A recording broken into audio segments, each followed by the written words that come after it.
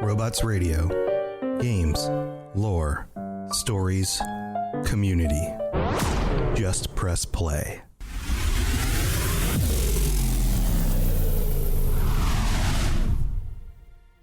Welcome to the Fallout Lorecast, the podcast that explores the boundaries of our knowledge about the world of Fallout. So here's a question for you.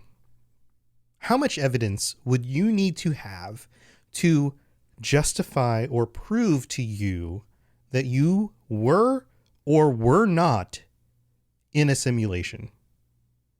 I'll let you think about that for a minute, and I'll explain the premise a little bit.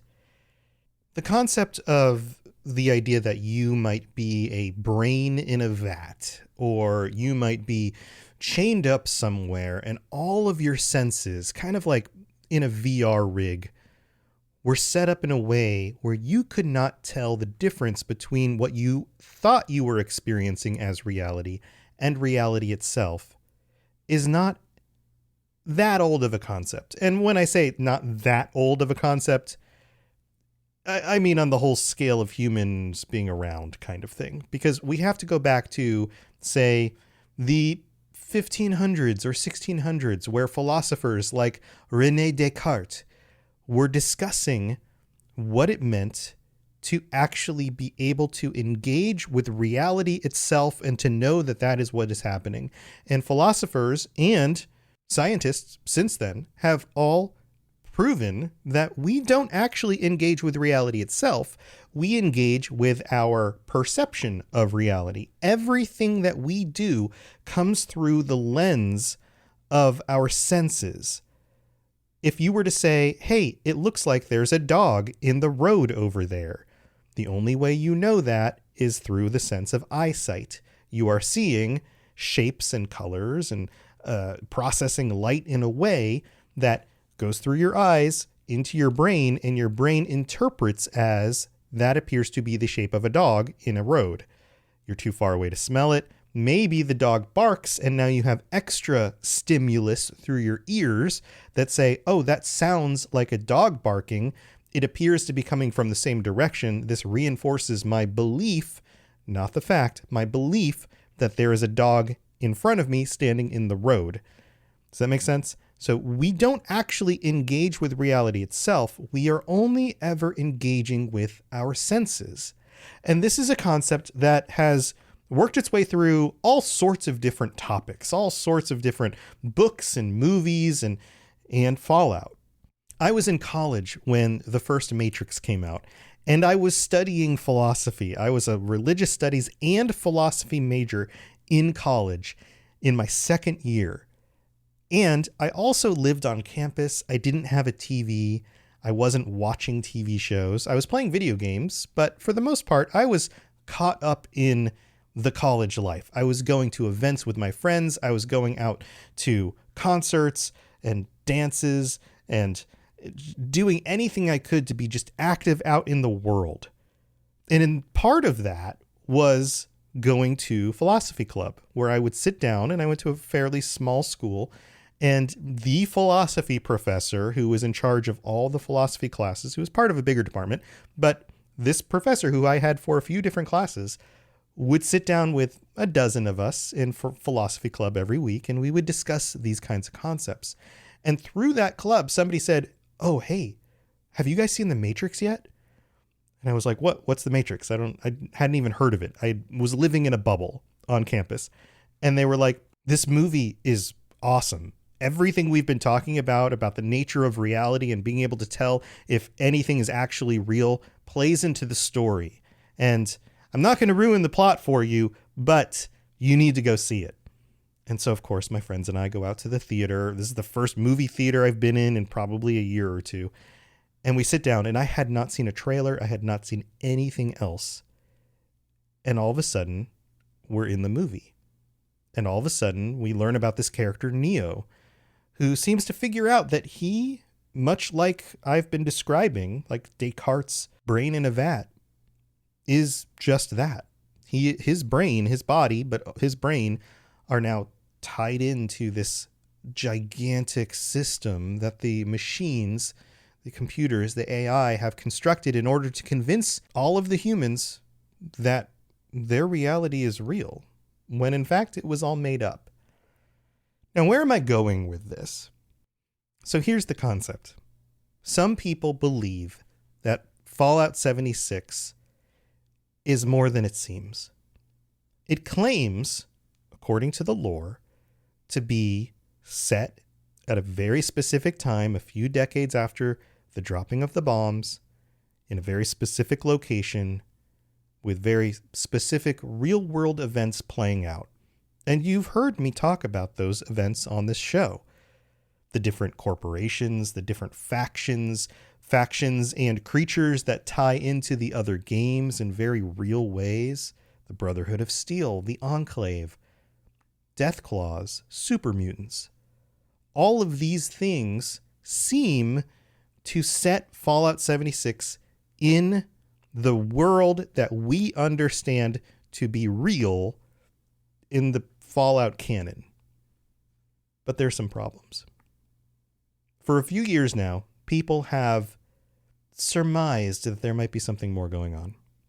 That, in fact, when you wake up and walk through the empty Vault 76, and out into the real world, that you are, in fact, participating in a simulation.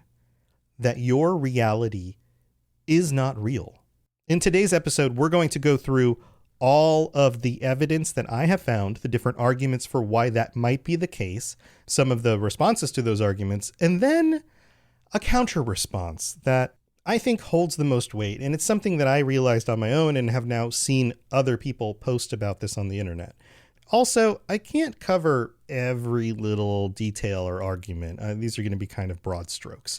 And I'm going to base these explanations on some of the things that have been going around on the internet so we can kind of follow the pieces. So in my research, I came across a post on Reddit from 4 years ago. We're getting close to the beginning of the game launching and all of that. So this post is from That Guy 728. I don't know if you listen to the show, but if you do, I'm going to read your post. And it says, Fallout 76 simulation theory explained and expanded. So clearly this simulation theory was early on. People were talking about this. I remember within just a few months, people were like, maybe this is simulation. So this is a nice summary of what has been explained so far and some expanding into this theory. So here's how it goes. There are many different theories surrounding that Fallout 76 is a simulation. They have different explanations and reasonings behind them. So I'm here to bring them all together. First of all, what is the simulation theory? The theory's main idea is that the world in which we, the players, are in isn't taking place in the actual canon, but rather in a failed Vault-Tec virtual strategic solutions experiment for what the aftermath of a nuclear war would look like. This may sound crazy, but there's some pretty major evidence behind this. One of the first pieces of evidence is one terminal entry in the archival terminal in the White Springs bunker, which says the following, and this is one of the core pieces of evidence that I've seen repeated in multiple places. Secretary Eckhart, please, you need to listen to me. None of the other members will take me seriously, but I believe this is of the utmost importance. We are slaves, Mr. Secretary. I've been running some tests and I believe I've stumbled upon what I believe to be conclusive evidence that we are trapped, playing someone else's game. Virtual strategic solutions game, that is. Everything around you, Mr. Secretary, is a simulation. A projection onto your brain. VSS has trapped us in here, and it is up to us to break free. The key to our escape, I believe, lies in a small town in what we perceive to be China. It's the link to VSS's external network. If we destroy it, it will shut down the simulation and I believe finally be free. I cannot tell you exactly why we've been imprisoned. Perhaps this is a test by the upper ranks to make us earn our way into their good graces. Perhaps VSS has trapped us in here to prevent the Enclave from stopping whatever nefarious acts they're currently visiting upon the world in our absence. But we must do something, Mr. Secretary. To fail to act is to give up the only thing that makes us men, our freedom. This terminal entry sets in the fact that there might be a possibility that the world of Appalachia we are in is a simulation. The virtual strategic solutions can be called back from Fallout 3, in which the Brotherhood outcasts have made their main headquarters there, which you can visit in Operation Anchorage. And the fact that VSS produced the virtual simulations seen in Operation Anchorage, Vault 112, and the Memory Den. So immediately here we have this direct text. This is information that was given from one person to another person before the time in which we have entered into the game. And they're basically saying the same company that did the whole Operation Anchorage simulation, Vault 112 and the Memory Den, is at work here. And we, the people of the Enclave, the people who are part of the government in Appalachia, again, before you leave the vault, are all now in a simulation. Or at least those people were. Hold on to that. Let's move on to the second part of this post. It says, my second piece of evidence comes from the fact that virtual reality has been seen in the Fallout series before, similarly to Vault 112 in the Capital Wastes, having the residents not knowing that their lives are just simulated by Dr. Stanislaus Braun, and not to mention the fact that Vault Tech would benefit by having some sort of simulations to prepare for the Vault's survival, and the experiments being successful. Testing how the average Vault dweller would survive in a wasteland and making adjustments accordingly. One last point here is that the Fallout 3 Vault Dweller Survival Guide mentions, this may or may not be canon, that Vault Tech was running simulations for the wasteland to warn the dwellers of the dangers of leaving the vault. Could we be a part of those simulations?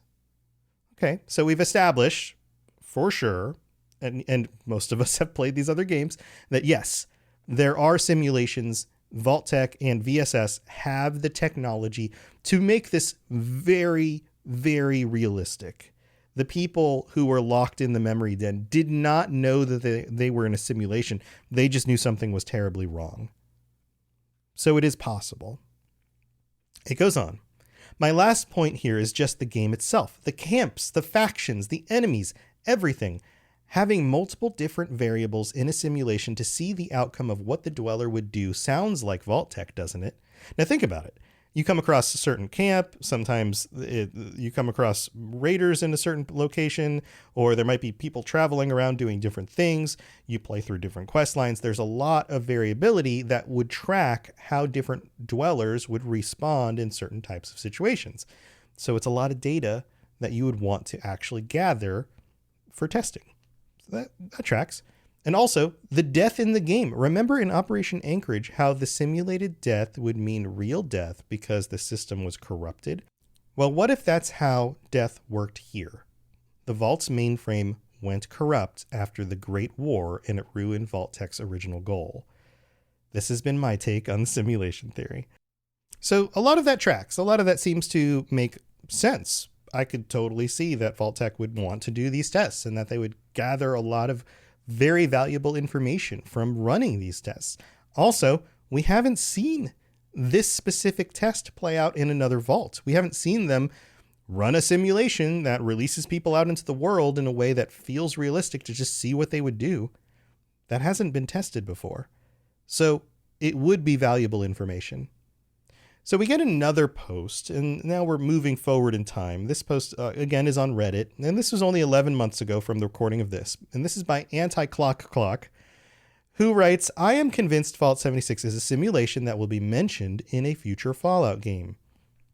Let's go through this post. It says, I've been saying this since the game was announced years ago. I've been thinking about this because we've been told there is going to be many more years of content to come for Fallout 76, and there's a couple other Bethesda titles planned to release before we see Fallout 5, potentially. There was rumor about that, right? Still hasn't been confirmed. I want to say right here and now for documentarian purposes and my own personal amusement that Fallout 76 will be mentioned somewhere in the future lore as a simulation. It only makes sense with the whole rebuild objective, meaning that's the goal of the Vault Dwellers in 76 is to go out and rebuild. All of these random events happening over and over again, interaction with other Vault Dwellers, the addition of new NPCs, the list goes on. So this idea that world events happen and then they happen again and then they happen again and everything's just kind of cyclical in a very simulation kind of way that doesn't really happen in reality, right?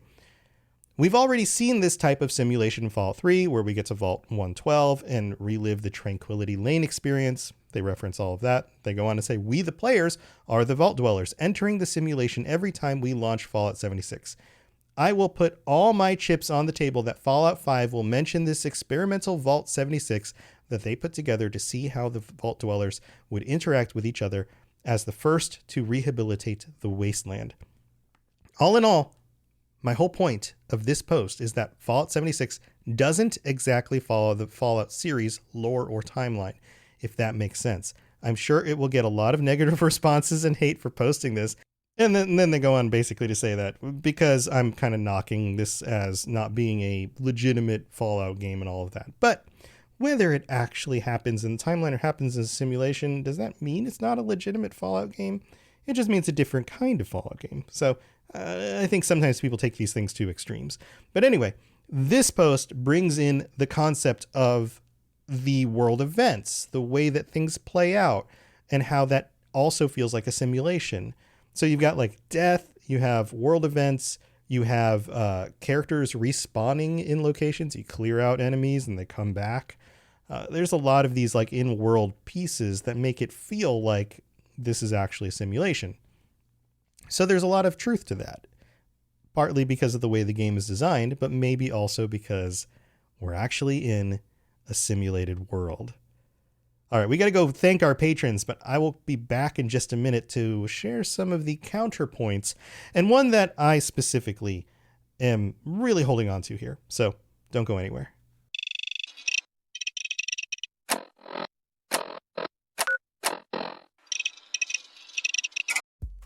It's time for that spring reset. I'm taking a look at everything in my closet and figuring out that, oh no, this absolutely needs to go. And it's about time I replace things so that my clothes aren't older than my 15-year-old. Now you might think that they lasted that long because they were well made, but no, they're in terrible condition. Unlike the new jeans I just got from Quince. Jeans have always been my personal go-to because you can kind of wear them for lots of different things, but maybe they're not your thing. Maybe you're looking for, 100% European linen with insanely soft flow knit activewear fabric. It's definitely getting warmer, and their flow knit activewear is moisture wicking, anti-odor, and soft enough that you'll actually want to wear it every day.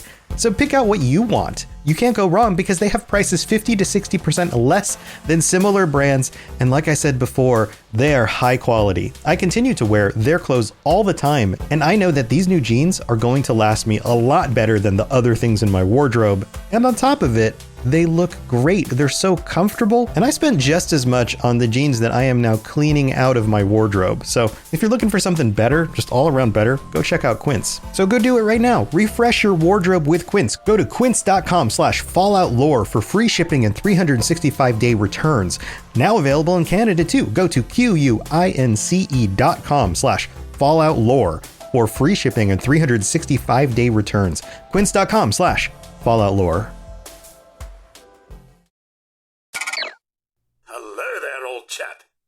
Good to see another of General Atomic's finest, still eager to serve. All right, here we are in the middle of the show, and if you are commuting to and from work, if you are working, if you're doing something that you would rather not be doing and listening to the show instead, please consider the Patreon. We have all sorts of wonderful things, ad-free episodes, t-shirts, joining us for the end of the month chats, all of that stuff on patreon.com/Fallout Lorecast. And we don't have any new patrons to shout out this week, but we do that every week whenever there's a new patron. But we do have our Sentry Bots, our Tier 5 Sentry Bots, Cooper, Mark C, and Sky R. Thank you so much for your support and for being part of the show. And for our, this is kind of funny because we're talking about Fallout 76, our 76 current patrons. So thank you all for your support. I couldn't do the show without you, and I genuinely appreciate it. Also, if you would like to leave us a 5-star rating on Apple Podcasts, I will read that out on a future episode of the show. And thank you to everybody who has already done that. Also, you can rate the show on Spotify or whatever other platform you listen to this on. And all of that is extremely helpful. Or just tell your friends or whoever. Thank you so much for all of your support. Let's move on with the counter arguments to the simulation theory. Here we go. If you have any questions about Nuka World, I'd be delighted to answer them. So I'm going to be saving my favorite counter argument for the end. That'll be the last one. But there are definitely some fairly good arguments, but I think a lot of these arguments can go either way. So our first counter argument is basically that there's just a lack of definitive proof. That all of this is speculation, that you take the message found that the Enclave was sharing about the whole we're in a simulation thing. That's not definitive proof. It's potentially true, but it also might be made up. Maybe somebody was thinking that this was what was happening and they were very stressed out about the situation and kind of putting two and two together in a way that didn't actually match the truth. That could be the case. Now, with that argument in particular, that would mean that those people were in a simulation, but those people were not vault dwellers. Those people, the people who were working for the Enclave and part of the United States government, were existing out in the world and never stepped foot in a vault. So was that simulation something that they had been put in before the war happened or right after the war happened and it wasn't part of the vault? Or had their minds been wiped and they were all vault dwellers, but now they were in this part of the simulation? See how that doesn't track?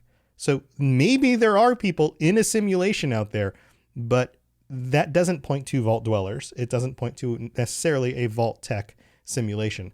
Also, if you are the vault dweller, or you and the other vault dwellers are the vault dwellers actually in the simulation who go out into the world and then find that message would have been left by the simulation, by an NPC or a theoretical person that is being simulated. So why would the simulation tell on itself? That also doesn't really track. Do you see that? All right. Another major explanation for why some people think this isn't a simulation is that it is a canonically accurate world. I've heard this and seen and read this explanation a few different times, that it fits into the lore of Fallout, and that Appalachia is separated from the rest of the locations that got bombed so much, and that it plays into these connections between the lore and what actually happened to this other group from the Brotherhood, and West Tech and Super Mutants and all of these other things. It fits into the rest of the lore for this time period in the Fallout universe. And I think that can also be countered. You can also say, well, it kind of doesn't, because we end up with things like outfits from Fallout New Vegas, which doesn't happen for a very long time from this time period. How is that something that's in Fallout 76? Or lots of different power armor with lots of different paints and all of these kinds of things. Different models, all of that stuff that doesn't really track exactly the way it should with the rest of the Fallout games. So it's not 100% a canonically accurate world, but some of the other Fallout games also aren't either. There are definitely some things that don't follow from Fallout 1 and Fallout 2 directly into Fallout 3, New Vegas, and 4. There are definitely things that are kind of these gaping holes in the way the lore works between 3 and New Vegas or 3 and 4. And this makes sense because this is a fictional world written by multiple people with limited amounts of knowledge. No matter how much information you have about Fallout and all of these different things, you're not going to button it up 100% of the time. So if this is a feature of the main games, then wouldn't you expect it to be a feature of 76? Because it's a video game. I mean, we're talking meta stuff here, but this is one of those things I see a lot of people do where they try to jump through these hoops to justify these inconsistencies in the lore, when really the explanation is, oops, the writers kind of left something out, or they just didn't tie up things in a very good way because they moved from one project to the next. The writers changed. Different amounts of information, different focuses on different things happened. And so we can go back and we can have fun with trying to work those things together in a way that actually makes sense and feels good. And that's great. I'm not saying people shouldn't do that. And yes, we should expect that the creators of games, the writers of books, the people who make movies should try to aim for consistency from one entry into the next as they move through the stories. Absolutely. But the reality of it is that often doesn't happen perfectly. In fact, it rarely happens 100% perfectly, even for authors in their own works. I mean, look at George R.R. Martin or J.R.R. Tolkien or anybody else with multiple letters in their names.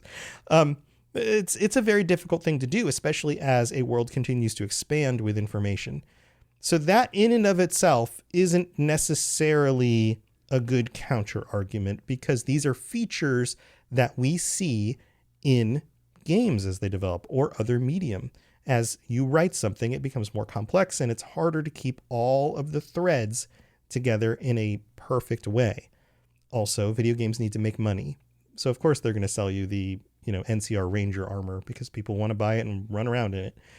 So we end up with what seems like a potential reason why that isn't the case, but it also can be explained away pretty easily. Again, it's not hard proof. So here's the one that I think actually is the best counter argument to the simulation theory.